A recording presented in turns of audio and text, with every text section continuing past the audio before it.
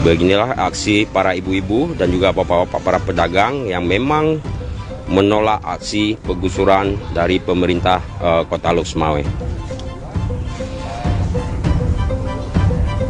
Ini berlanjut, Bu. Berlanjut, Pak. Berlanjut ya. Kalau seandainya tidak ada solusi dari pemerintah, kami tindakan tenda ini ke depan PJ wali kota. Oh, gitu. Iya.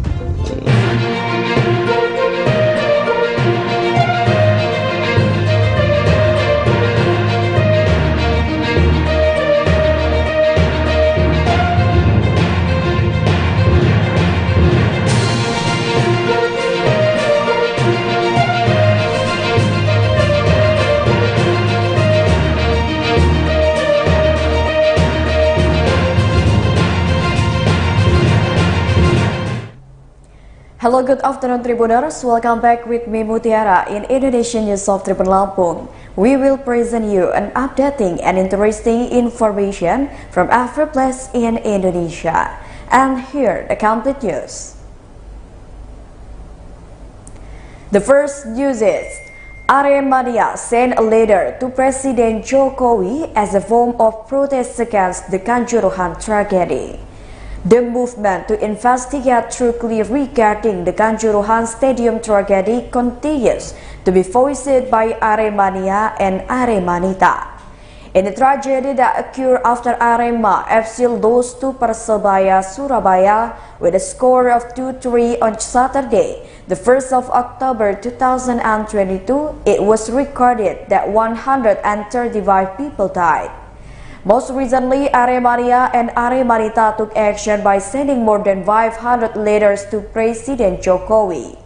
Aremania carried out this action by visiting the Malang Post Office, which is located on Merdeka Road, Malang City on Tuesday, the 17th of November 2022.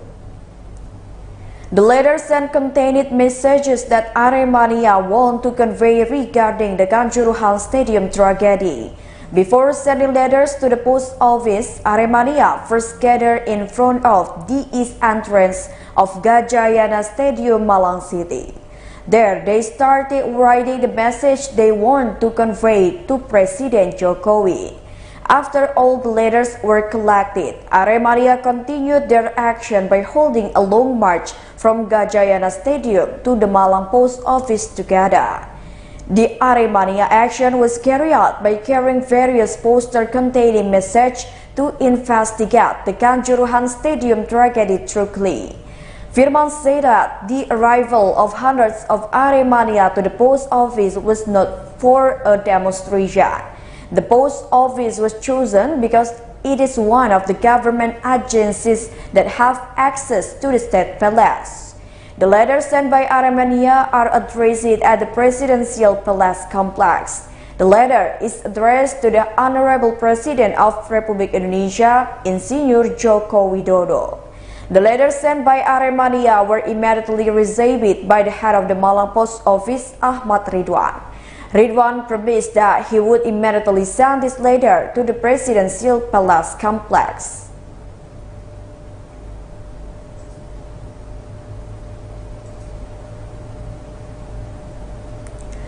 The next news is dozens of traders in the Lok Sumawe Pusong Reservoir set up a hunger strike post. Dozens of traders in the Pusong Reservoir in Lok Sumawe on Tuesday, the 17th of November 2022 afternoon began their demonstration. The action to protest the eviction was carried out on the reservoir route by setting up a tent, where on the tent was written the words "Hungry Strike Post." Apart from that, the traders also displayed a number of posters with a number of words which essentially rejected the Lok Sumawe city government's plan to evict them. Under the tent, you can see a number of traders, both men and women. A number of merchants also covered their mouths. In addition, on the edge of the tent also seen a number of intravenous fluids. As well as visible to the naked eye, there are 3 female traders who are being infused. According to the information from the traders, A few days ago, they received a letter from the Lok Subawi Civil Service Police Unit Office. The contents of the letter requested that the traders dismantle their trading places, especially those built on stone embankments. The traders were given until the 18th of November 2022. If it is not moved by the time limit, it will be demolished. On this basis, starting this Thursday afternoon, they also held an action. This action was to reject the plan of the Lok Subawi city government to evict them. Moreover, considering that the majority of them have been selling in the reservoir for dozens of years, until this news was released, the traders were still holding out under the hood.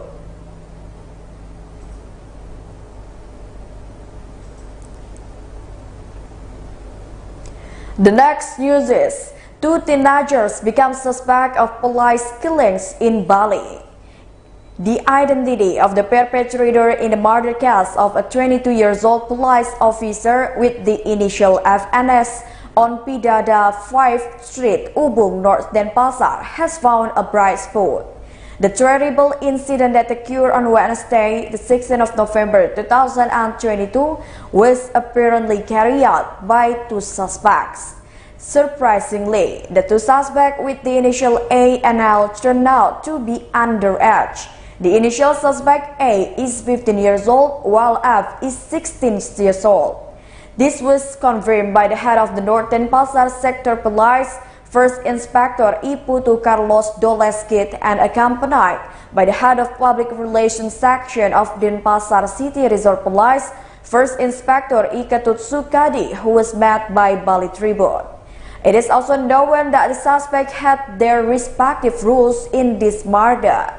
The sectoral police chief also explained that the perpetrators and victims, as well as the woman with the initial LKD, did not know each other. However, when asked about the suspect's mode of stabbing, his party admitted that they were still carrying out further investigation. The sectoral police chief also said the suspect could face up to 7 years in prison. As previously reported, a policeman with the initial FNSB, who was 22 years old, died after having an altercation with a prostitute at Hotel Pidada 5 Street, North Denpasar. The woman with the initial LKDS was said to have been ordered by the victim on Wednesday, November 16. The victim, who turned out to be a police officer from the Indonesian Republic Police Headquarters and served at the G20 Bali Summit, also felt that this woman was different from her wishes. He asked to cancel the order and instead on a refund. The LKDs, which did not accept the rejection, shouted until heard by other visitors and perpetrators. The perpetrator and his partner came to meet the victim after hearing the screams, and then the perpetrator and the victim clashed. The perpetrator then stabbed the victim.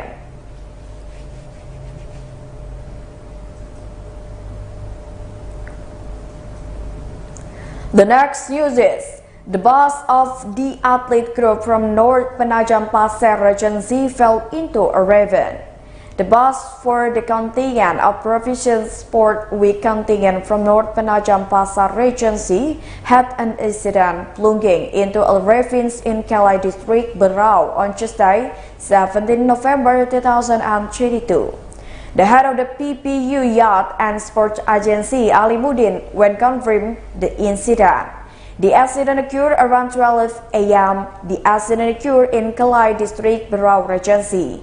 Several passengers on the bus who were athletes and officials at the Provincial Sport Week reportedly suffered injuries and broken bones.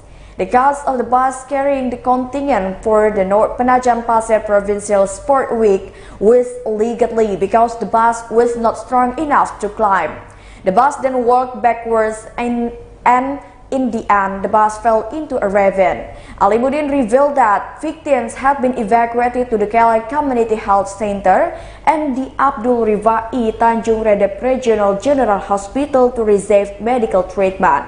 It is known that the Provincial Sport Week contingent from North Penajam Pasir Regency consists of athletes, coaches and officials going to Berau as the host of the East Kalimantan Provincial Sport Week 2022. Thus, who departed Wednesday, the 16th of November 2022, total 52 people. Athletes departing from the wushu, taekwondo, and braid sport.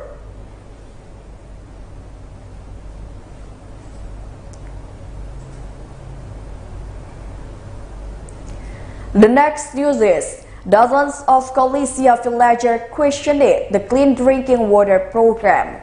Dozens of residents from two hamlets in Kolisia village, Maga Penda district, Sika Regency, came to the Kolisia village office hall to ask for an explanation regarding the clean drinking water program being handled by Pamsimas so far.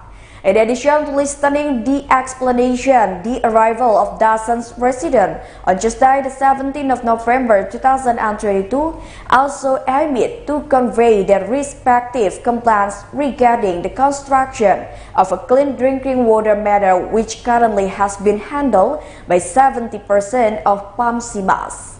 Dozens of residents who came were received by the village office Pamsimas, accompanied by several security forces. According to those, a resident of Kolit Hamlet, Kolisia village, before the program was implemented, the residents were not previously given socialization regarding the Pamsimas program. He said when he saw it in the field, the clean drinking water matter that was being worked on by technical team was not in accordance with the rules and procedures for installing water matters. Therefore, he asked Pamsimas to go to the field to see firsthand the working process of the community group that handles the program. Meanwhile, several other residents who attended also demanded that the community group chosen to handle the program must work transparently and involve the local community, so that the benefit of this year's clean drinking water program could be felt. Meanwhile, Pamsimas Coordinator Vincentia Marturi Serak, after hearing the complaints from the community, she expressed her gratitude because the community had conveyed the things they complained about. The woman, who is usually called Mrs. Tuti, hopes that the complaints from the community can be followed up immediately.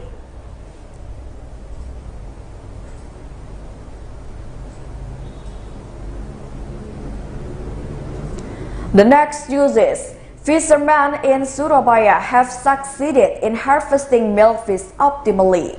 Fishermen in Wonorejo, Surabaya have successfully harvested 5 quintals of milkfish from fish farming in ponds. This is part of a labor-intensive program through the utilization of Surabaya city government assets. In the Wonorejo area, the fishermen who received this intervention included the Makmur Joint Business Group. They took advantages of the 7 hectares of Surabaya city government assets. The use of assets for ponds is adjusted to the condition, needs and desires of the community. The hope is that the community can be economically empowered. In addition to providing assets, the Surabaya city government also provides a number of other interventions. Among other things, providing assistance to fishermen, providing seeds to feed. In choosing milkfish as an economic development commodity, fishermen also consider money aspect. In addition to economic value, it also adapts to the habitat. For the target marketing of crops, continue antique. Farmers usually market them to a number of traditional markets. The sale of the harvest will be used for the needs of fishermen and also for the preparation of the next nursery and provision of it. The labor-intensive program through the use of ex-village land treasury assets for ponds is one of the community's economic development strategies.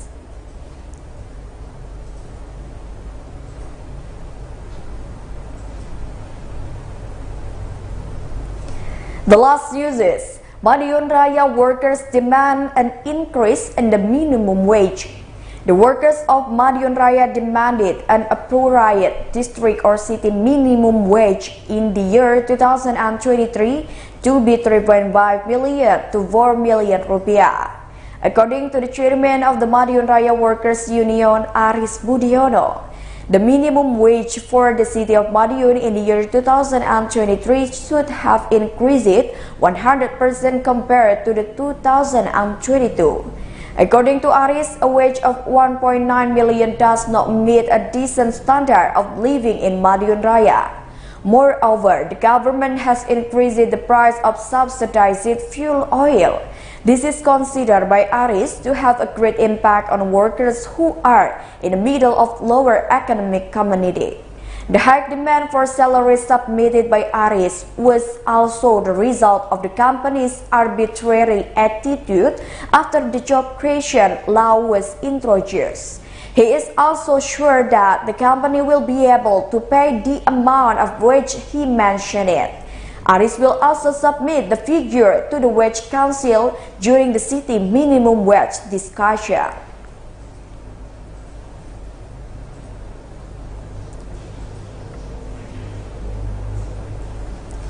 Well, I think those all the news for today with me, Mutiara. Don't forget to follow us in YouTube Tribun Lampung News Video, Tribun Lampung Facebook and Instagram and TikTok of Tribun Lampung for further information.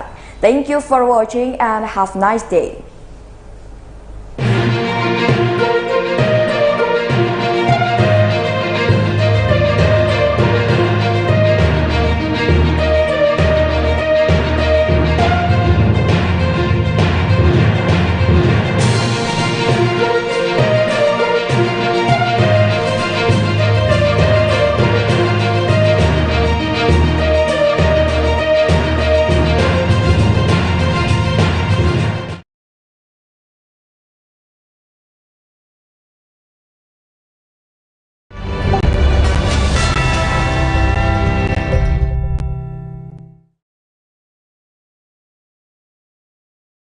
Halo, selamat siang Tribuners. Senang sekali saya Diamita dapat kembali menemani Anda dalam program Live Update Tribun News Siang edisi Sabtu 19 November 2022.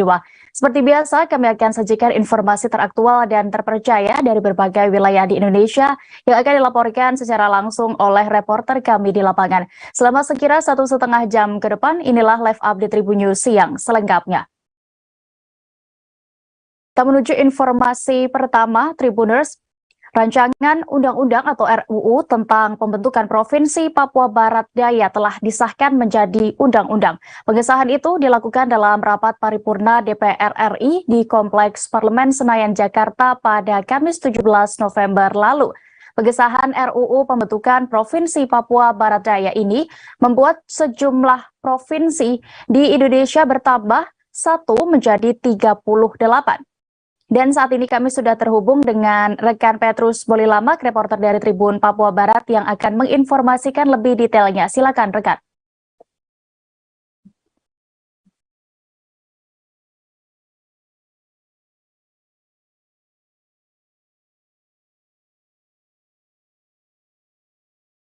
Halo rekan Petrus. Ya, rekan Dea dan juga Tribuners, di mana saja Anda berada, dapat kami laporkan dari Kota Sorong bahwa betul pada Kamis 17 November 2022, rancangan undang-undang atau RUU tentang pembentukan Provinsi Papua Barat Daya telah disahkan menjadi undang-undang dalam rapat paripurna DPR RI di Jakarta pada 17 November kemarin. Pengesahan RUU pembentukan Provinsi Papua Barat Daya ini membuat jumlah provinsi di tanah air atau Nusantara menjadi 38 provinsi. Dan kami informasikan bahwa Provinsi Papua Barat Daya ini sendiri memiliki ibu kota di Kota Sorong, Tribuners. Sementara itu, wilayah Provinsi Papua Barat Daya mencakup 5 kabupaten dan 1 kota, yaitu Kabupaten Sorong, Kabupaten Sorong Selatan, Kabupaten Maibrat, Kabupaten Tambrau, Kabupaten Raja Ampat, dan Kota Sorong, Tribuners. Berdasarkan hasil wawancara kami dengan Ketua Tim Percepatan Pemekaran Provinsi Papua Barat Lambertus Jitmau dia menyampaikan terima kasih kepada masyarakat Sorong Raya yang telah memberikan dukungan dan doa sehingga Provinsi Papua Barat Daya ini bisa disahkan menjadi sebuah provinsi yang ke-38 pada Kamis kemarin, Tribuners. Dan kami juga menginformasikan bahwa perjuangan pemekaran Provinsi Papua Barat Daya ini diperjuangkan selama kurang lebih, ya, data yang kami dapat itu sekitar 18 tahun yang lalu. Jadi menurut Lambertus Jitmau bahwa perjuangan ini memang sangat melelahkan, namun dengan disahkannya menjadi sebuah provinsi, tentu ini menjadi dampak positif bagi masyarakat di wilayah Sorong Raya. Dan kami juga mendapat informasi bahwa dalam 2-3 pekan ke depan, penjabat Gubernur Provinsi Papua Barat Daya akan segera ditentukan oleh Menteri Dalam Negeri Tito Karnavian, Tribuners. Dan kami juga menginformasikan bahwa sampai saat ini belum ada euforia ataupun riak-riakan terkait hadirnya Provinsi Papua Barat Daya ini di wilayah Sorong Raya, Tribuners. Mungkin demikian rekan Dea. Baik, terima kasih rekan Petrus untuk laporan Anda dari Papua Barat. Selamat bertugas kembali. Kita beralih ke informasi berikutnya di Nusa Tenggara Timur, Tribuners. Oknum Kepala Desa Netem Nanu Utara, Kecamatan Amuafang Timur, Kabupaten Kupang berinisial AKO terlibat kasus asusila. Ia menghamili seorang wanita namun kemudian lari dari tanggung jawab. Padahal AKO ini sebelumnya dikabarkan sudah menandatangani surat pernyataan tanggung jawab seusai dilaporkan ke Polsek Amphoang Timur. Untuk mengetahui bagaimana kasus ini terjadi, Tribuners, kami sudah terhubung dengan reporter Pos Kupang, ada rekan Rianta Pehen di sana. Silakan. Baik, selamat siang rekan Dea. Dapat saya laporkan oknum kepala desa Netem Utara di Kecamatan Amphoang Timur, Kabupaten Kupang, berinisial AKO, memiliki seorang gadis hingga memiliki anak. Hal tersebut sudah pernah dilaporkan oleh korban yang berinisial MT kepada Polsek Amphoang Timur pada Maret 2022 lalu. Dan sudah ada surat pernyataan tanggung jawab dari oknum Kades tersebut. Kejadian ini juga sudah berhasil kami konfirmasikan kepada Kapolres Kupang AKP Etik Setiawan Haryanto kemarin, yang mengatakan bahwa memang dirinya belum melihat laporan dan akan mengecek kembali kepada stafnya. Namun dia menyarankan kepada pelapor atau korban untuk membuat surat pengaduan masyarakat terkait kasus ini, karena kasus ini menurut dia adalah sebuah wan prestasi atau ingkar janji dari si pelaku, oknum kepala desa, terhadap surat perjanjian yang ditandatangani bersama di Polsek Amphoang Timur. Sebab menurut Kapolres, sesuai perjanjian bersama tersebut, ada beberapa poin yang dilanggar oleh oknum Kades tersebut. Dia juga menegaskan akan memanggil Kanit Reskrim Polsek Amphoang Timur untuk membuka kasus itu lagi yang sempat dimediasi oleh aparat di sana. Namun bila korban melapor lagi di Polres Kupang, maka berkasnya akan disatukan saja sebab subjek laporannya sama. Korban MT yang dihubungi terpisah mengungkapkan bahwa oknum Kades ini yang alias Rinto telah menghamilinya dan berjanji di hadapan orang tuanya untuk menikah. Menurutnya, karena tergoda dengan iming-iming dari oknum Kades untuk menikahi dirinya. Pada saat melapor pada Maret lalu, korban saat itu tengah hamil dan oleh Polsek Amphoang Timur melakukan mediasi terhadap kedua belah pihak dan akhirnya keluar surat pernyataan bersama tersebut. pada saat menjelaskan kepada Polsek Amfuang Timur, di saat itu dia mengaku tidak ada laporan, namun hanya langsung kasus tersebut seperti sudah diketahui oleh Polsek. Maka dari itu mereka juga melaporkan ke pemerintah Dusun 3 di Netenanu Selatan, Ampoang Timur untuk diselesaikan secara kekeluargaan. Namun korban mengaku bahwa itikat baik tidak datang dari pelaku karena sejak saat itu dia mulai menghilang dan tidak pernah menemui korban. Keluarga korban juga pernah memutuskan untuk melakukan denda adat terhadap pelaku, namun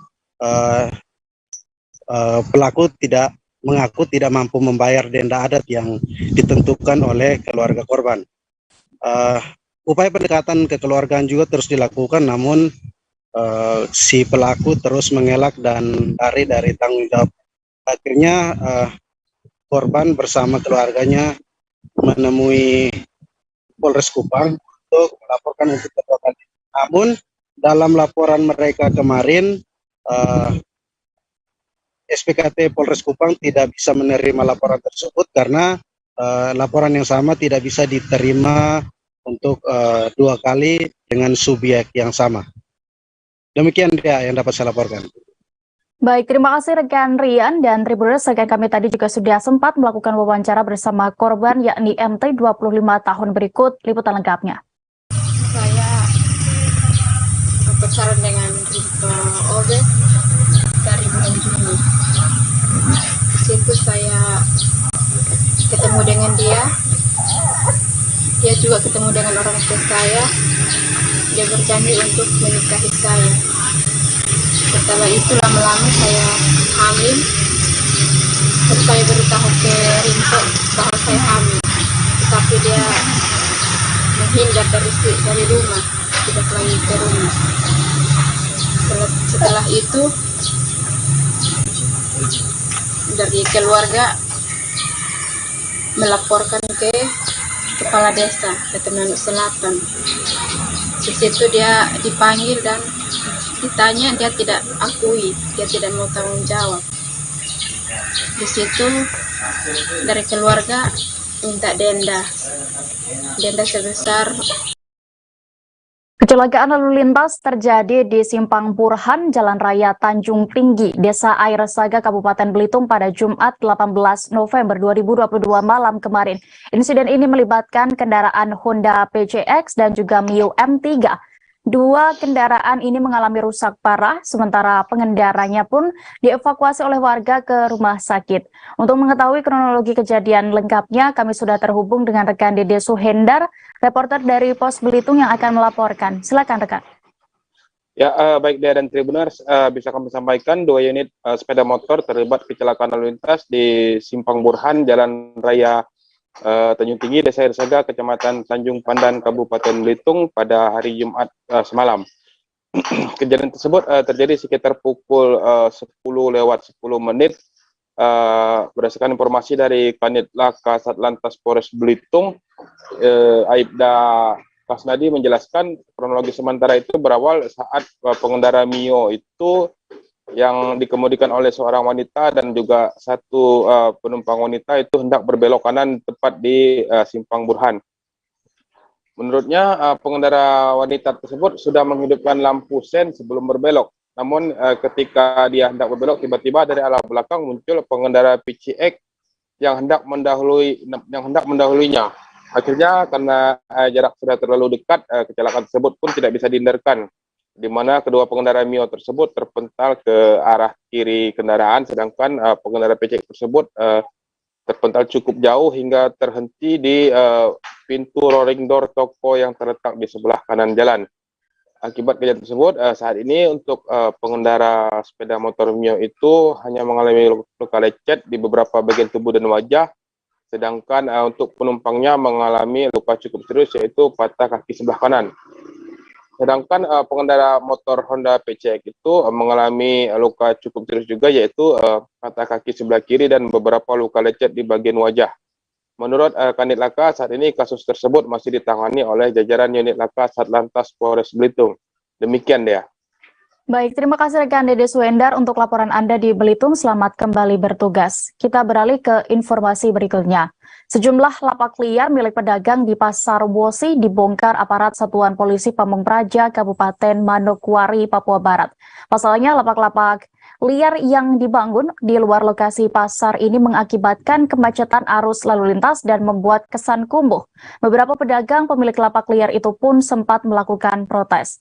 Untuk mengetahui lebih detail, kami sudah terhubung dengan reporter Tribun Papua Barat, ada rekan Infak Mayor. Silakan dengan informasi Anda, rekan. Ya, terima kasih rekan Dea. Seperti yang telah disampaikan rekan Dea bahwa sejumlah lapak liar di area Pasar Wosi Manokwari terpaksa dibongkar oleh pemerintah daerah. Dalam hal ini pembongkaran dilakukan oleh Kesatuan Polisi Pamung Praja dan juga Badan Penanggulangan Bencana Daerah. Pembongkaran dan penertiban lapak liar ini dikarenakan mengganggu arus lalu lintas yang berada, maksud saya arus lalu lintas di area Pasar Wosi sendiri. Dan tampak lapak ini membuat seputaran dari area Pasar Wosi terlihat kumuh ya Tribuners, karena sebagian lapak yang dibuat menggunakan dengan bahan seadanya dan membuat kondisi atau area Pasar Wosi sendiri mengalami kesempit. Ruas jalannya digunakan untuk berjualan tapi juga sebagai tempat parkir. Nah, dalam proses penertiban ini yang dilakukan oleh pihak pemerintah daerah, sejumlah pedagang melakukan protes terhadap penertiban ini karena dengan dalih bahwa mereka tidak memiliki tempat untuk berdagang lagi. Namun di sisi lain pihak pemerintah berupaya agar penertiban ini dilakukan sehingga dapat difungsikan juga pasar yang baru atau pasar sementara yang akan diresmikan, sehingga para pedagang ataupun korban kebakaran Pasar Wosi beberapa waktu lalu dapat dievakuasi atau direlokasi ke pasar sementara ini bersamaan dengan para pedagang lapak liar yang sempat dibongkar lapaknya oleh pihak pemerintah. Dan direncanakan juga maksud saya direncanakan pasar sementara atau pasar darurat ini akan difungsikan dalam waktu singkat sehingga pemerintah daerah berupaya untuk membersihkan atau menertibkan setiap area yang berada di Pasar Wosi yang mengganggu dan juga menghambat arus lalu lintas, tapi juga situasi di area Pasar Wosi sendiri Tribuners. Dan memang tertampak bahwa sejumlah dari pedagang melakukan aksi protes, namun penertiban tetap dilakukan baik dari pihak Satpol PP tapi juga Badan Penanggulangan Bencana Daerah. Para pedagang juga sempat membereskan barang dagangan mereka dan pindah dari lokasi yang telah dibongkar. Demikian rekan Dea yang dapat saya laporkan, saya kembalikan. Baik, terima kasih rekan Infak Mayor di Manokwari. Selamat bertugas kembali. Kita menuju kabar berikutnya. Seorang warga Kecamatan Sako, Kota Palembang, Sumatera Selatan mencetak uang palsu untuk digunakan memenuhi kebutuhan sehari-harinya. Berdasarkan pengakuannya, sudah 1 bulan melakukan praktik pembuatan uang palsu dan berhasil mencetak uang senilai 5,2 juta rupiah. Pelaku pun diamankan aparat Jatan-Ras Polda Sumsel selesai mendapatkan laporan dari warga. Saat ini kami sudah terhubung dengan reporter Tribun Sumsel, ada rekan Kristela. Silakan dengan laporan Anda, rekan.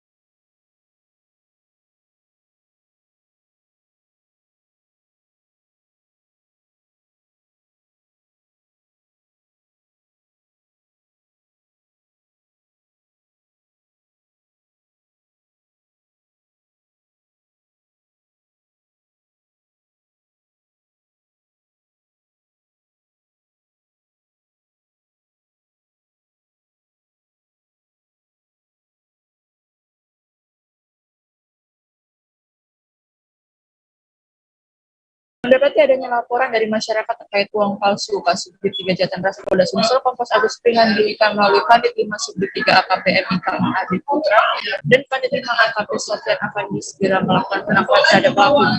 Dalam kasus ini terdapat satu pelaku yakni Erwin Mayandi, usia 36 tahun, pria warga asal yang tinggal di sebelah bedeng yang ada di Jalan Gotong Royong 3 Sukamaju, Kecamatan Palembang, Sumatera Selatan, kedapatan mencetak uang palsu yang digunakannya dalam memenuhi kebutuhan sehari-hari. Berdasarkan pengakuan dari pelaku, Erwin sudah 1 bulan melakukan praktek pembuatan uang palsu dan berhasil mencetak uang senilai 5.200.000, di mana uang itu ia pakai untuk membeli handphone dan juga keperluan sehari-hari. Erwin mengaku dirinya mengetahui cara pembuatan uang palsu itu dari internet dan mempraktikkan pembuatan uang palsu itu di kediamannya. Pada saat penggeledahan dilakukan oleh kepolisian, ditemukan sejumlah barang bukti yakni uang sebesar 770.000 yang siap edar. Uang tersebut masuk dalam pecahan 100.000 sebanyak 2 lembar, pecahan 50.000 sebanyak 6 lembar, dan pecahan 10.000 sebanyak 27 lembar. Hanya itu saja, kepolisian juga berhasil mengamankan sejumlah uang palsu yang belum siap edar dan masih dalam bentuk uang dan masih dalam bentuk kertas ukuran F4 senilai Rp2.400.000. Pada saat penangkapan didapatkan sejumlah barang bukti seperti 1 unit printer merek Epson, 1 unit HP Realme milik tersangka yang dibeli dengan menggunakan uang palsu senilai atau seharga Rp900.000, 2 lembar pecahan uang senilai Rp100.000, 6 lembar pecahan Rp50.000, 27 lembar pecahan senilai Rp10.000, 4 lembar kertas F4 yang sudah cetak pecahan Rp100.000, 1 buah pisau cutter, 2 buah mistar, 1 buah staples, 2 buah kaleng pilok warna emas, dan 1 rem kertas F4 merek Sidu. Tak hanya itu saja, ternyata pelaku ini juga merupakan residivis terkait kasus yang sama, di mana dulunya pernah ditangkap di daerah Banyuasin dan penjara selama 2,5 tahun. Atas kasus ini, pihak kepolisian menghimbau agar masyarakat bisa berhati-hati terhadap uang yang diterima. Masyarakat harus mengecek kembali baik dilihat, diraba, dan dirawang. Dari perkara yang disandung oleh pelaku ini, maka ia dikenakan ancaman pidana terkait pembuatan atau pengedaran uang palsu. Pasal 244 KUH Pidana, Undang-Undang Nomor 7 Tahun 2011. Pasal 36 ayat 1, 2, dan 3 dengan ancaman hukuman pidana paling lama 12 tahun. Demikian dia.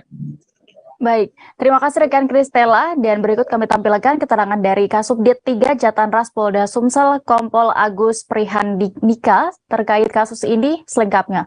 Dari hasil pendalaman anggota kami, yaitu dapat diamankan 1 orang pelaku di mana dia membuat dan atau mengedarkan uang palsu dalam pecahan rupiah. Kemudian yang bersangkutan sendiri dari hasil pemeriksaan telah membuat 5.200.000, dan dari yang telah dia buat ada yang dia sudah belikan handphone dan kebutuhan sehari-hari lainnya. Kemudian barang bukti yang diamankan antara lain adalah printer, kemudian alat potong, handphone yang dibeli dari uang tersebut, kemudian ada juga uang yang siap edar dan ada uang yang belum siap edar. Yang belum siap edar ini maksudnya uang ini sudah di-print tetapi belum dipotong, masih terprint di kertas F4. Rancangan Undang-Undang atau RUU tentang pembentukan Provinsi Papua Barat Daya telah disahkan menjadi undang-undang. Pengesahan itu dilakukan dalam rapat paripurna DPR RI di Kompleks Parlemen Senayan, Jakarta pada Kamis 17 November 2022 lalu. Pengesahan RUU pembentukan Provinsi Papua Barat Daya ini membuat jumlah provinsi di Indonesia bertambah 1 menjadi 38. Dan saat ini kami sudah terhubung dengan reporter Tribun Papua Barat, Tribuners, ada rekan Petrus Boli Lamak yang siap dengan informasi lebih detailnya. Silakan rekan. Baik rekan Dea dan juga Tribuners di mana saja Anda berada, bahwa dapat kami laporkan dari Kota Sorong, Papua Barat Daya resmi menjadi provinsi di Indonesia. Dengan demikian jumlah provinsi di Indonesia atau Nusantara sendiri menjadi 38 provinsi. Provinsi Papua Barat Daya mencakup 6 wilayah, yakni Kota Sorong, Kabupaten Sorong, Kabupaten Sorong Selatan, Kabupaten Tambrau, Kabupaten Maibrat, dan Kabupaten Raja Ampat, dan Kabupaten Tambrau. Pengesahan Provinsi Papua Barat Daya ini dilakukan dalam rapat paripurna DPR RI pada hari Kamis 17 November 2022 di Jakarta. Dan hasil wawancara kami atau konfirmasi kami bersama dengan Ketua Tim Percepatan Provinsi Papua Barat Daya, Lambertus Jitmau, menyampaikan terima kasih dan kepada masyarakat Sorong Raya atas doa dan dukungan, sehingga perjuangan selama kurang lebih 18 tahun untuk memekarkan Provinsi Papua Barat Daya ini akhirnya bisa terjawab pada hari Kamis kemarin, Tribuners. Dan informasinya bahwa ibu kota Provinsi Papua Barat Daya ini berada di Kota Sorong. Kota di mana saat ini menjadi salah satu kota ekonomi, industri yang merupakan menjadi pintu masuk daripada tanah Papua itu sendiri, Tribuners. Dan informasi yang kami dapatkan juga bahwa dalam 2 pekan ke depan, Mendagri akan menentukan dan melantik pejabat Gubernur Provinsi Papua Barat Daya. Dan untuk saat ini memang kantor daripada Provinsi Papua Barat Daya ini belum terkonfirmasi oleh kami, namun kantor Tim Percepatan Pemekaran Provinsi Papua Barat Daya itu sudah ada dibangun di sekitaran kompleks kantor Wali Kota Sorong.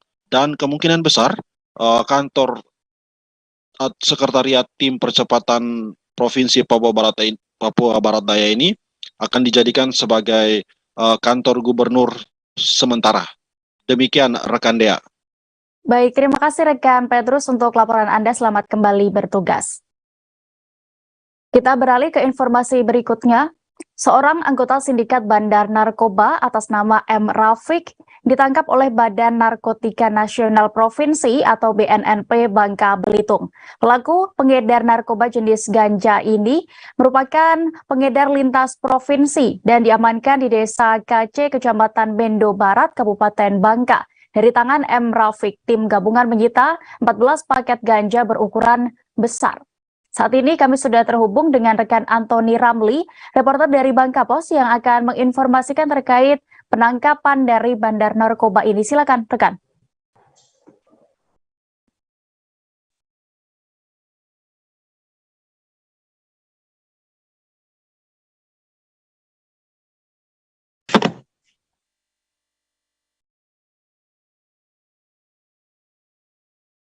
Halo rekan Antoni Ramli.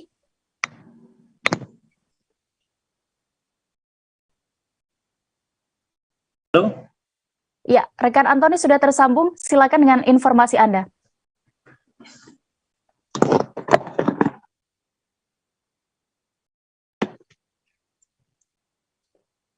Halo, halo. Iya, rekan Antoni bisa mendengar kami di studio.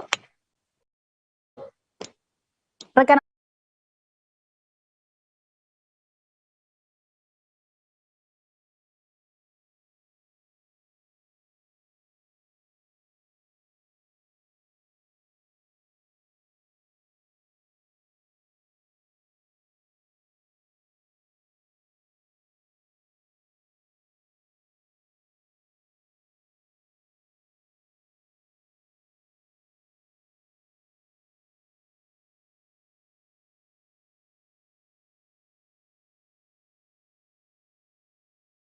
Bisa rekan Dea bisa kami laporkan kemarin tim gabungan dari Badan Narkotika Provinsi Bangka Belitung di backup oleh anggota Polsek Kidintan berhasil meringkus salah satu kurir narkoba lintas provinsi bernama M. Rafiq alias Apik.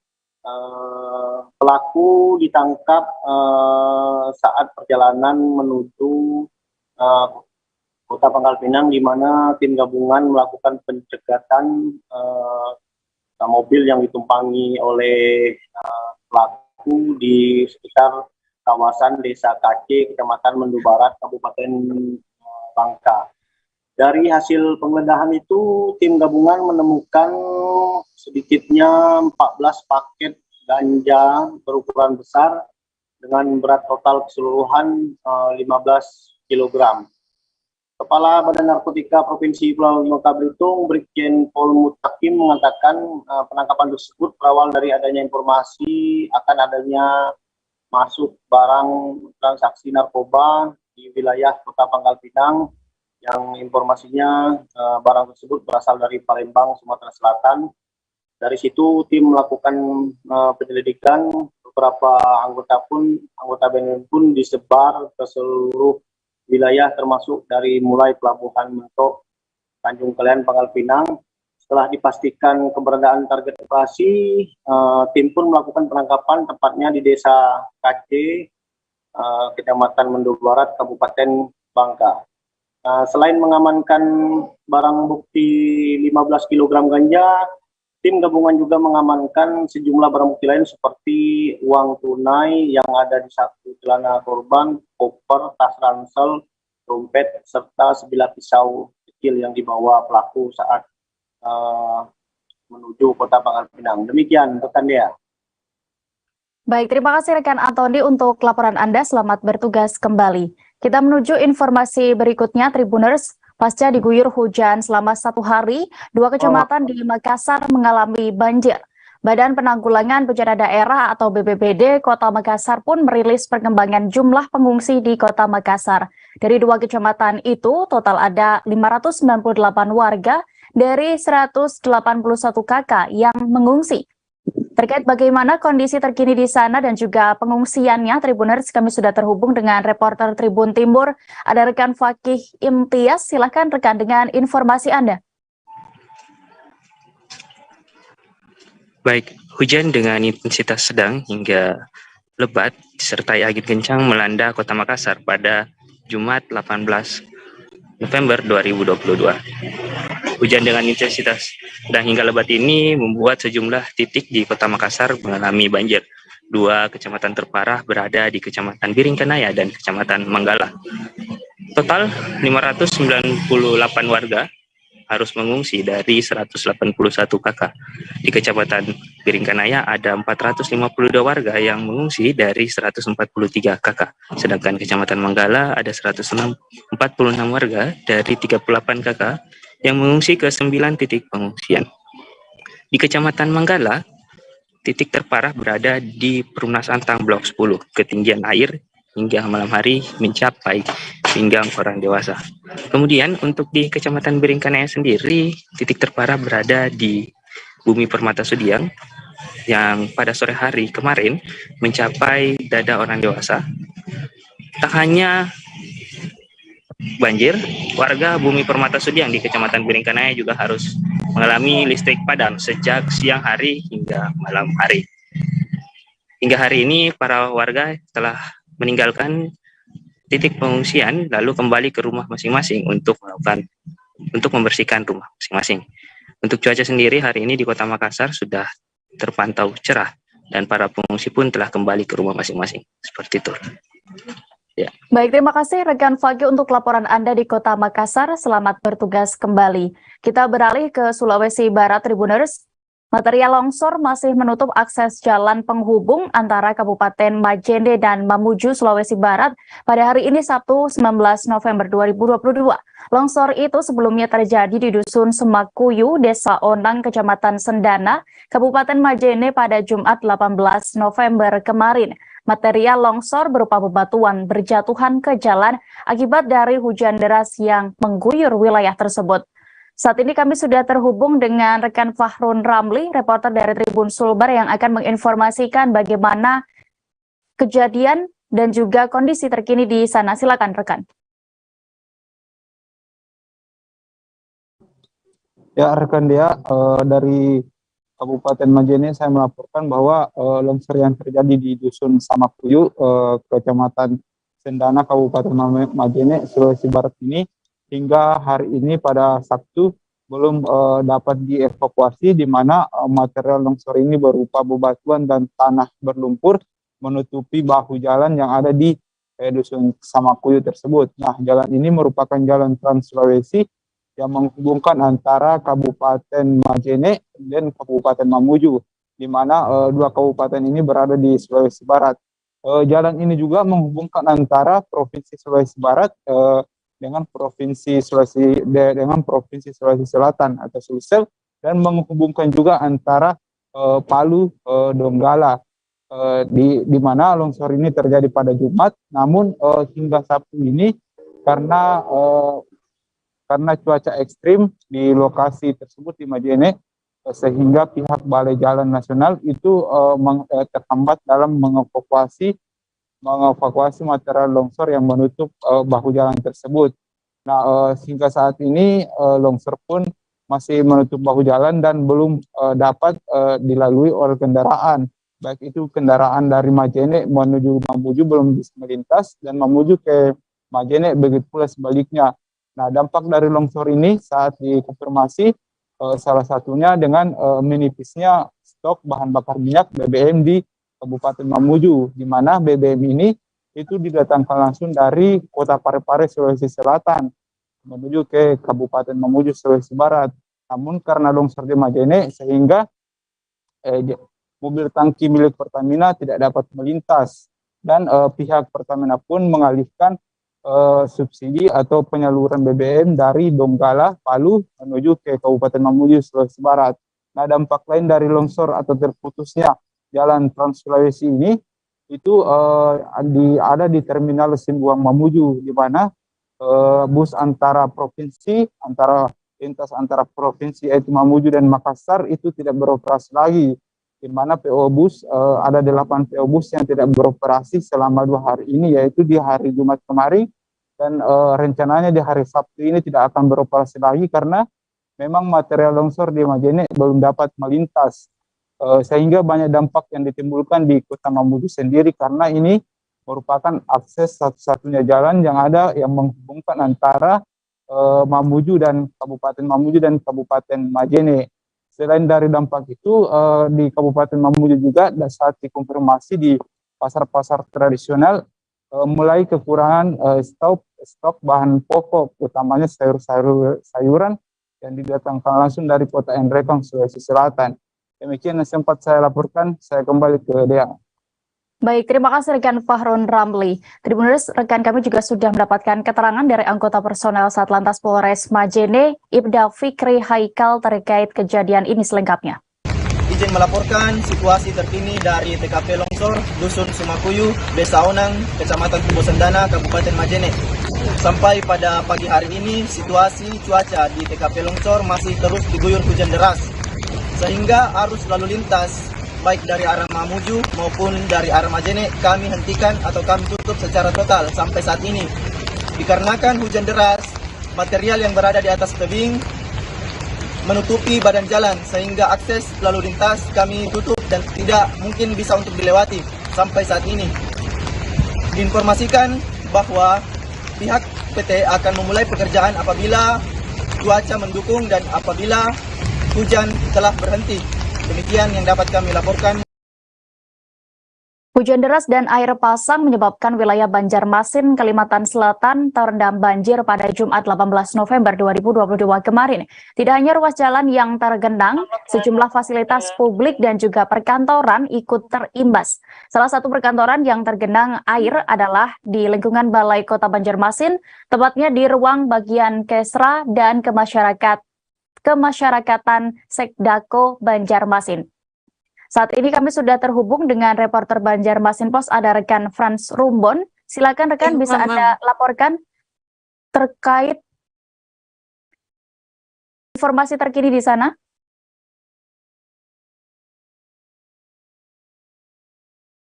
Halo rekan Frans.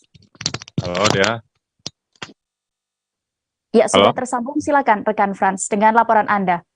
Baik Dea, sejak Kamis lalu itu cuaca di Banjarmasin diguyur hujan dan mengakibatkan sejumlah kawasan termasuk ruas jalan di Banjarmasin tergenang hingga Jumat pagi. Dan salah satu kawasan yang terendam itu atau tergenang adalah di lingkungan perkantoran Balai Kota Pemerintahan Kota Banjarmasin.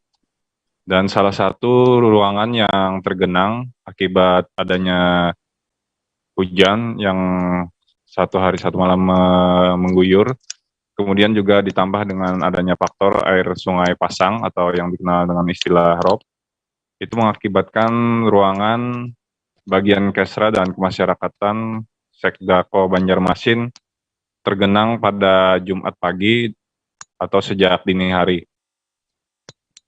Dari pantauan di lapangan itu air menggenang sempat hingga bagian atas mata kaki orang dewasa, dan untuk mengurangi debit air di dalam ruangan itu kemudian pihak Dinas Pemadam Kebakaran dan Penyelamatan atau DPKP Kota Banjarmasin melakukan penyedotan menggunakan mesin portable untuk mengeluarkan air yang tergenang. Kemudian meskipun ruangan sempat terendam dan membuat suasana bekerja kurang nyaman, namun para pegawai dan juga ASN yang ada di ruangan tersebut tetap bisa melakukan aktivitas pekerjaan. Kemudian barang-barang serta berkas-berkas itu diamankan ke tempat yang lebih tinggi, kemudian ditaruh di atas meja atau kursi. Dan setelah kurang lebih 1 jam melakukan proses penyedotan oleh DPKP Kota Banjarmasin, air berhasil dikeluarkan sehingga ASN dan pegawai di bagian Kesra dan Kemasyarakatan Sekdako Banjarmasin itu bisa kembali melakukan aktivitas pekerjaannya. Demikian deh. Baik, terima kasih rekan Frans Rumbon untuk informasi Anda dari Banjarmasin. Selamat bertugas kembali. Kita bergeser ke Sulawesi Barat, Tribuners. Bencana alam, banjir, dan tanah longsor melanda 3 kabupaten di Sulawesi Barat. Ketiga kabupaten tersebut yakni Mamuju, Majene, dan Poloman. Petugas dari Badan Penanggulangan Bencana Daerah atau BPBD masing-masing wilayah tersebut pun mengimbau kepada masyarakat untuk tetap waspada.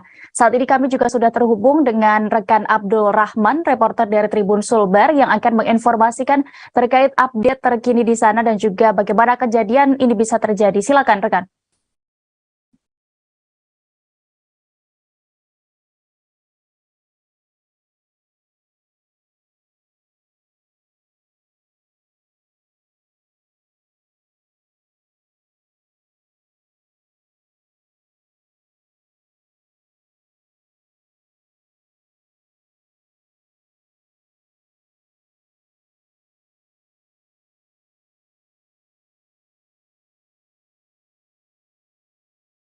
Silakan rekan Abdul Rahman dengan laporan Anda.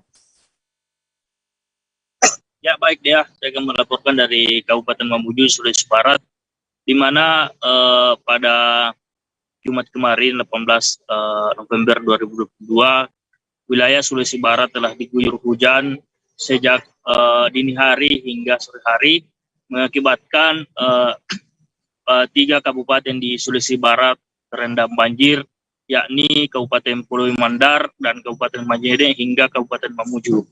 Di mana titik terparah banjir ini berada di Kabupaten Pulau Mandar, yakni di Kecamatan Tinambung, kemudian di Majene di Kecamatan Malunda. Dari informasi yang kami himpun di lapangan bahwa di Kecamatan Malunda sendiri atau di Ulu Manda ada 22 rumah yang hanyut diterpang banjir, dan hingga saat ini proses untuk menurunkan logistik dari BPBD Provinsi Sulawesi Barat itu masih terhambat lantaran akses jalan yang masih tertutup longsor di daerah Kabupaten Majene, sehingga hingga saat ini korban bencana banjir yang berada di Ulu Manda ini belum mendapat bantuan sama sekali dari laporan yang kami dapatkan. Nah, sementara untuk banjir di wilayah Kabupaten Mamuju sendiri ada 3 kecamatan, yakni Kecamatan Tapalang, kemudian Kecamatan Mamuju dan Kecamatan Kaluku. Namun untuk di 2 Kecamatan Mamuju dan Kecamatan Kaluku ini tidak terlalu parah dan airnya cepat surut pada saat banjir terjadi. Dan kemudian untuk dapat kami laporkan juga untuk di Kecamatan Tapalang sendiri ada 2 rumah yang dihantam oleh angin dan hujan deras, dan ada 2 rumah ambruk. Kemudian beberapa rumah yang terdampak banjir, dan ada juga fasilitas umum seperti masjid yang juga dihantam oleh banjir sendiri. Nah, hingga saat ini yang kami laporkan bahwa di daerah Kecamatan Ulu Manda yang saat ini belum mendapatkan bantuan dari pihak pemerintah sendiri karena terkendala dari akses jalan. Demikian dia. Baik, terima kasih rekan Abdul Rahman untuk informasi Anda di Sulawesi Barat. Selamat bertugas kembali. Kita beralih ke informasi berikutnya di Sumatera Selatan, Tribuners. Puluhan pasangan di Kabupaten Muara Enim yang belum memiliki dokumen pernikahan sah secara hukum mengikuti sidang isbat nikah. Sidang berlangsung di kantor Kecamatan Kelekar, Kabupaten Muara Enim. Dalam kegiatan ini dihadiri langsung oleh penjabat Bupati Muara Enim, Kurniawan, dan sejumlah pejabat lainnya. Informasi detail terkait penyelenggaraan acara ini kami sudah terhubung dengan rekan Ardani Zuhri, reporter dari Sriwijaya Post. Silakan dengan informasi Anda, rekan. Baik, rekan ya. Benar bahwa beberapa waktu yang lalu Pemkab Muara Enim bekerjasama dengan pengadilan